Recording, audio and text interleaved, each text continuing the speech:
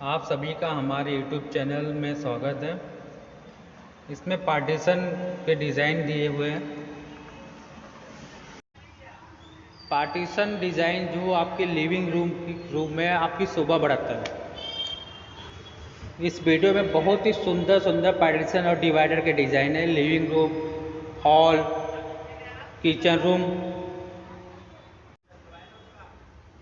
ये डिज़ाइन देखो, बहुत अच्छा बॉक्स कटिंग डिज़ाइन है। ये भी एंटीक डिज़ाइन है। इसमें डार्क और लाइट का कॉम्बिनेशन दिया हुआ है। इसमें स्क्वायर बनाया हुआ है डिज़ाइन में। ये डिज़ाइन में 3 इंच का पट्टी खड़ा किया हुआ है। इसमें एल्युमिनियम का रॉड खड़ा किया है। रॉड में साइड में बॉक्स का डिज़ाइन बनाया हुआ है। ये भी सेम वही डिज़ाइन है, डार्क और लाइट में कॉम्बिनेशन दिया हुआ है। ये अपना डाइनिंग रूम के इधर बना हुआ है। ये डिज़ाइन में एक्रेलिक का पट्टी यूज़ है, प्लस आपको पीवीसी यूज़ है। ये भी बहुत बढ़िया डिज़ाइन है।